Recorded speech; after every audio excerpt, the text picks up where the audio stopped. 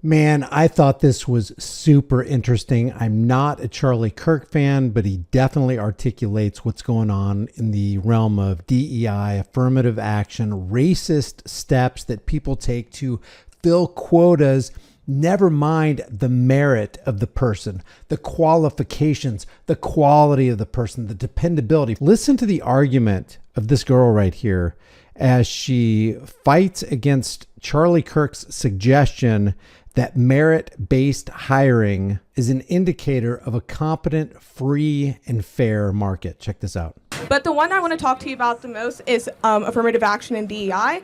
And in these videos, you have said, quote for quote, white males have high test scores, white males shouldn't have to be penalized. You did acknowledge and say that people of color come from lower socioeconomic backgrounds that do not prioritize education much. But instead of making a suggestion on how to help those communities and continue to build those communities up, you continue to say that our institutions are becoming less excellent. And I'm confused as to what your definition of excellence is. Is that because white males aren't necessarily, in your opinion, getting accepted as in a higher rate, even though they technically are, because 41% of college admitted students are of the white race? It should be higher than that, yeah. Based on what? Where are you getting the statistics? I just want to understand. It's a good question. The Supreme Court did a whole case on this, and it ruled against affirmative action, and we saw the books of Harvard. So I don't want to cut you off. May I know for future reference so I can understand where you're coming from and get more context, could I know the Supreme Court case? Yeah, so the name, 2.5 years ago, I think it was something out of California. Someone look it up. You could use Grok or ChatGPT. If somebody could please look that up for me. Thank you. So we saw the data out of Harvard. Harvard was the test case, and effectively approximating, but a white male had to get about a 30% higher test score to even be considered than an equivalent black student. And when was this? Over 30 years. Yeah, I think so. Yeah, I think so. So basically, for a black student, they could do 30% worse on their standardized scores than an equivalent white student. And you don't think that has any outside factors to do with it? Can you imagine if that was flipped? People would literally flip their lids if that was flipped. Well, that's not the point. The point is whether or not... But how is that not the point? Because I don't believe we should accommodate based on outside factors. You do. Well, I do, because I believe in progression. And I feel like you have stated in multiple of your videos, which I do have a quote. No, fair enough. I'm just making sure we understand we disagree. And just to clarify, that wouldn't be progression. That would be regression. If you're going to hire somebody based on outside factors instead of what they bring to the table right now, regardless of outside factors, and you're going to do it based on the color of somebody's skin, how is that not racism? I'm going to hire you based on the color of your skin, or I'm not going to hire you based on the color of your skin. I don't see how DEI and affirmative action could be anything but racist ideology played out. No, I don't think we should change the rules of the game to accommodate... What were the rules of the game? Well, the rules of the game are that you should be treated fairly and equally, right? For sure. That's an American principle. And I agree with that completely. Got it. So, therefore, a white male should not be treated differently than a black male. But when you come from a different... Doesn't matter. Did you hear it? He made the statement. A white male should not be treated differently than a black male. And she said, but. So she disagrees with that basic premise. Why would you treat somebody different just to fill a quota? How could that not be, if it's predicated on the color of their skin, how could that not be racism? But the equal treatment or not. It's not whether or not you were said mean things when you grew up or whether your dad was a gangbanger. Doesn't matter. Well, I'm not saying that's not the outside factors I'm talking about. It doesn't matter what the outside factors are. But can I explain where I'm coming from? But understand, I'm going to finish and I'll let you talk. Okay, of course. Equal treatment is regardless of any sort of sob story you could put on before it. Equal treatment. Test score. And I completely agree with that. But I also come from a predominantly white town, so I understand what you're trying to say. In my district, we have so much funding, and I live in the Florida Keys, so there's a lot of funding that comes to my school. And you can drive 30 miles north, and you end up in Homestead, where they have a fraction of the funding that we have, and they don't have as much of the same testing instructors and people to help them, and have as much of the same outside resources. And then you can keep going another 30 miles and you end up in Miami, where all the private schools are, and they get even more funding than where I come from. Obviously I ended up where I am today because I continue to push through, and I didn't let any outside factors affect me. But at the end of the day, I kept going, and some people don't have that same ability, and I also it doesn't. Again, first of all, in Florida, every public school gets the same amount of money. Okay, there's an equal funding across the board. But you also get donations from the people in your community. Fair enough, but Florida has. And I know for a fact that my community gets many donations. Florida has the most. You could use equitable funding structure of any school, and has universal school choice, basically. So that's number one. Number two, explain to me why, when we're admitting people for a job, should it just be what's on that piece of paper, or should race play into the factor? So I know that your argument is mediocrity.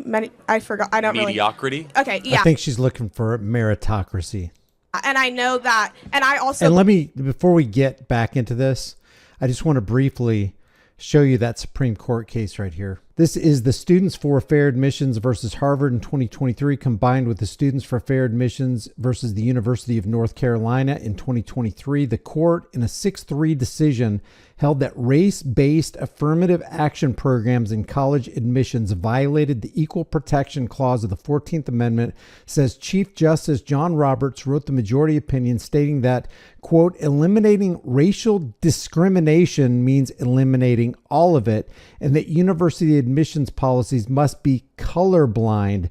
This decision overturned decades of precedents, including Quota versus Bollinger in 2003, which had previously allowed limited use of race as a factor in admissions to promote diversity. So even the black-robed tyrants from the Supreme Court, who hate the Second Amendment, by the way, ruled that affirmative action in DEI was racist. Believe in quotas as well, but I don't think that it should be one in one, but they should go hand in hand, because at the end of the day, if I have just as good as a resume as somebody next to me, I want to understand where you're getting that jobs are just taking people because they're a woman, because they are black. I just want to see.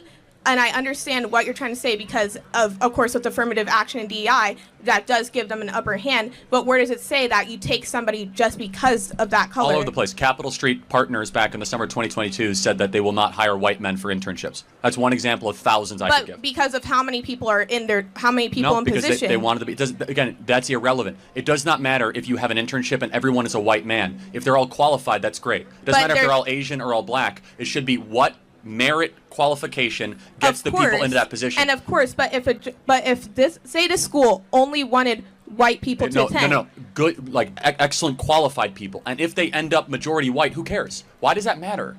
I don't think that matters. I'm saying that affirmative action. No, you are saying it matters. I'm saying that, but I'm not saying for the white male or the black race or the Asian race or the Indian race, or understand what I'm saying? I'm saying that it works in favor for any race and any sex. It works. And she is all over the board, and they don't have DEI and affirmative action in, say, the NBA or the NFL. And why is that? Because they want merit-based picks.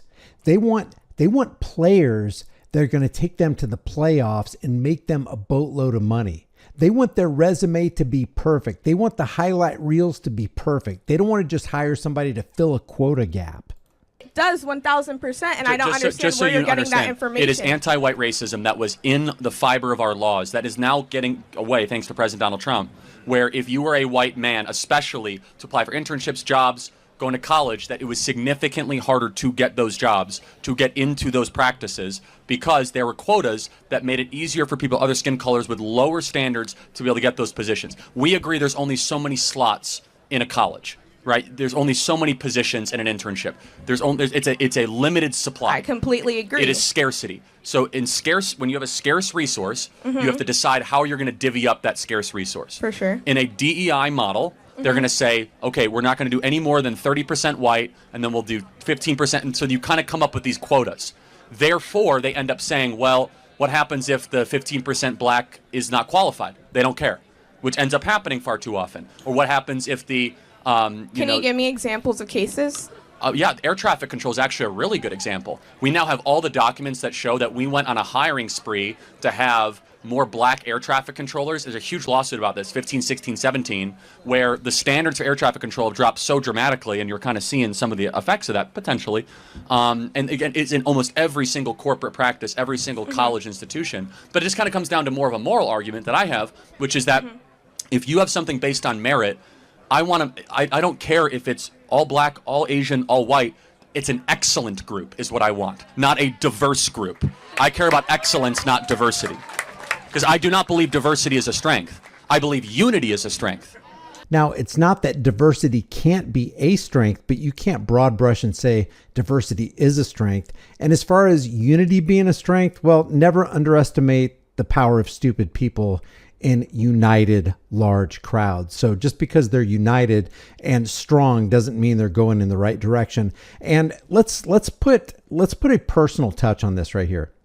I wish Charlie Kirk would have asked, and it's hard to do this when you're in this kind of forum right here, and it's easy to armchair quarterback, but I wish he would ask her, who do you want piloting your commercial flight from Dallas to LA?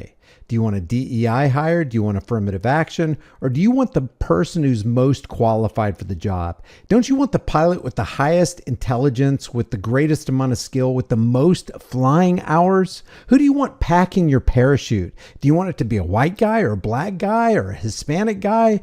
Or do you not care? You just want to make sure you don't care about the color of their skin. You don't care where they come from. You don't care what their socioeconomic status is. All you care about is that that person knows what the hell they're doing and they have so much practice at it that they can pack a parachute with their eyes closed. So when you talk about DEI and affirmative action, I think that these people just want to champion a cause and they want to virtue signal, because when the rubber meets the road, you want the most qualified pilot. You want the most qualified parachute packer, or whatever that profession is called. You don't want just anybody off the street just so that they can fill a quota and make some government entity happy. The pursuit of higher purposes is a strength. Does that make sense? Yeah, I do understand where you're coming from. I feel like I do agree with some of the things that you did just say, and I may have to do some more research on the things that you said before, but I guess we can agree to disagree for the time being. Thank you for your time. Appreciate it. Yeah, but what are we disagreeing on? I mean, don't you really want the most qualified pilot, or even a bus driver, even a taxi cab driver? Don't you want it the most qualified? Do you care if he speaks English? Do you care if it's a male or female? Do you even care if they're trans or whatever? Do you care what religion they adhere to? Don't you care that they can take you from JFK to your Airbnb 50 miles down the road in a safe manner? Yeah, that's what you care about. You don't. So in other words, you don't want affirmative action. You don't want DEI. And the reason you don't want them is because it's race-based hiring. It is actually racist.